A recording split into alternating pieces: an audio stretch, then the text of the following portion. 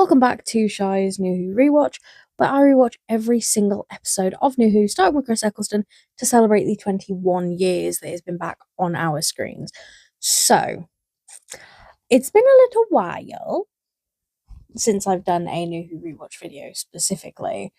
It's been a time, but I am getting back into it now. Some of the videos, like the shorter versions, are on my TikTok because I've been kind of keeping up with it on there.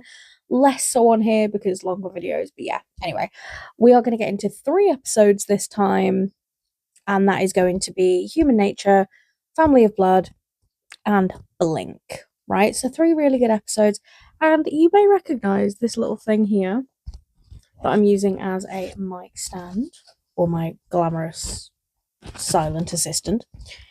It is actually a little replica that was made by Character, because obviously they make all of the Doctor Who stuff. And as you can see, it is a replica of John Smith's journal.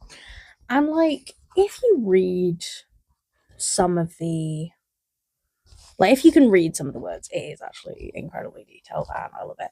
I also love the little picture of like Paul McGann. It's like, I love all the pictures of the phases of his regenerations.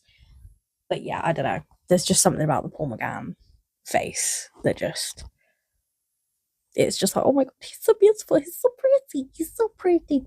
Scenes when I get that tattooed on me. Anyway, so I'm going to put Family of Blood and Human Nature in kind of like one chunk, if that makes sense. And I'm going to talk about both episodes in one because they're a two-parter.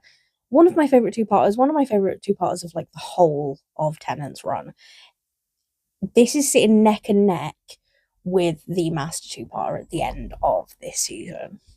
Like, it's just phenomenal. So, basically, the Doctor has to hide himself because the Family of Blood are looking for him. They're wanting to use him as basically a source of eternal life. Because otherwise they're going to wither away and die. And he's just got to wait him out. So he goes, he waits.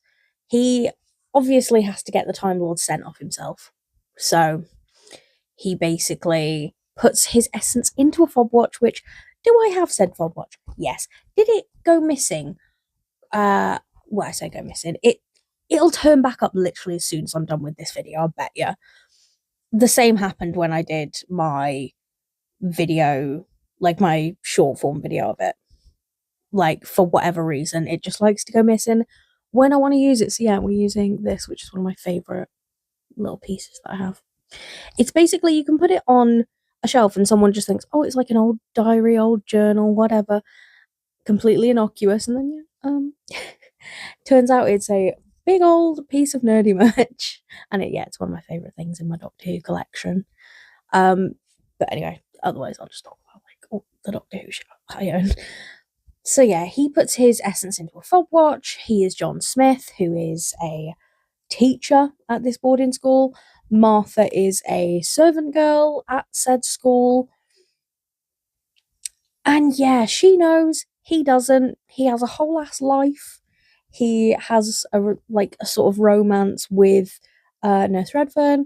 She is lovely, but she realises there's something off with him. She asks Martha. Martha's like, no, there's nothing. I don't really know him that well. You know him better than I do.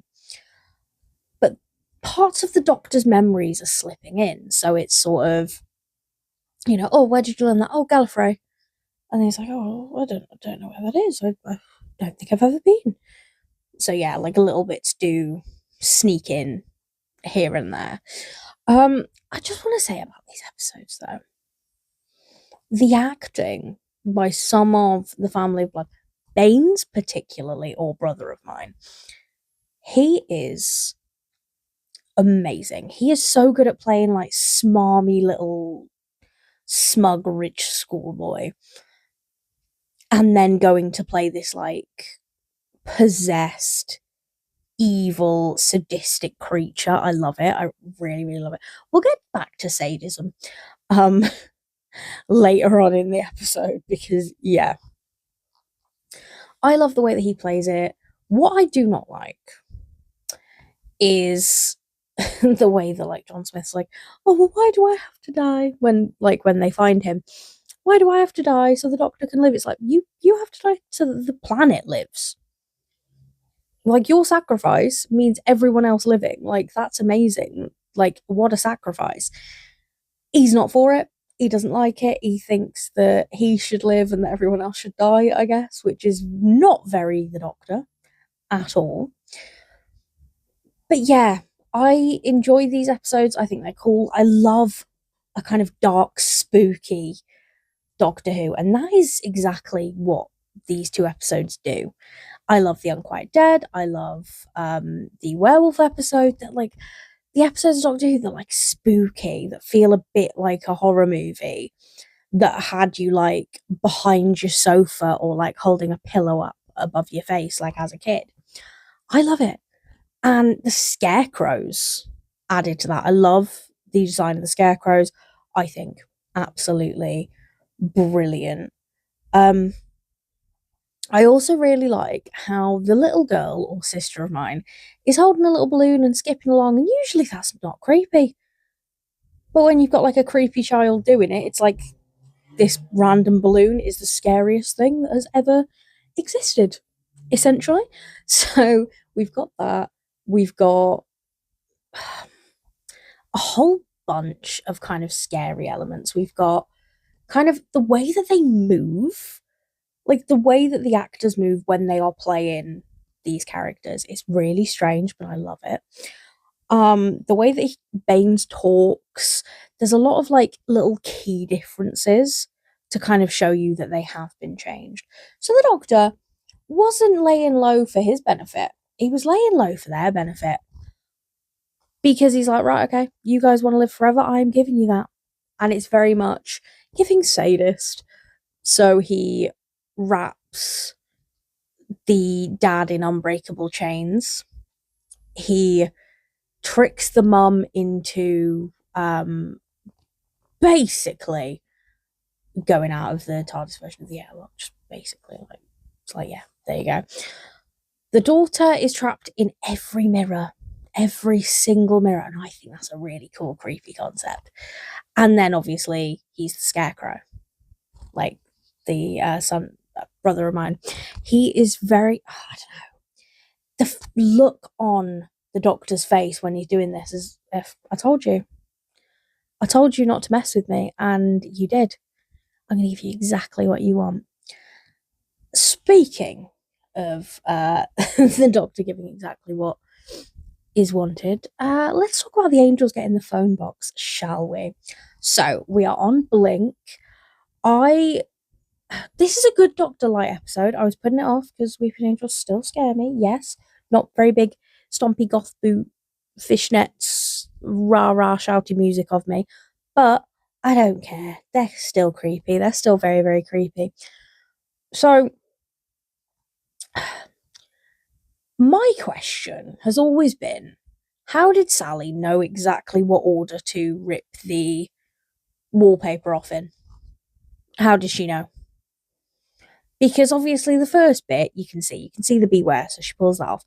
But it's the fact that she pulls everything off in order. It's like, that's not. If that were me, I'd just pull all of it. Like, I'd be ripping, ripping, ripping.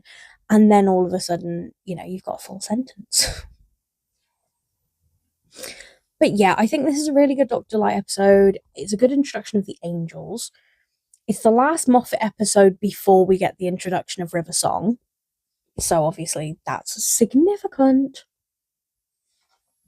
It also introduces the Doctor experiences stuff out of order, which obviously is a nod to the river thing.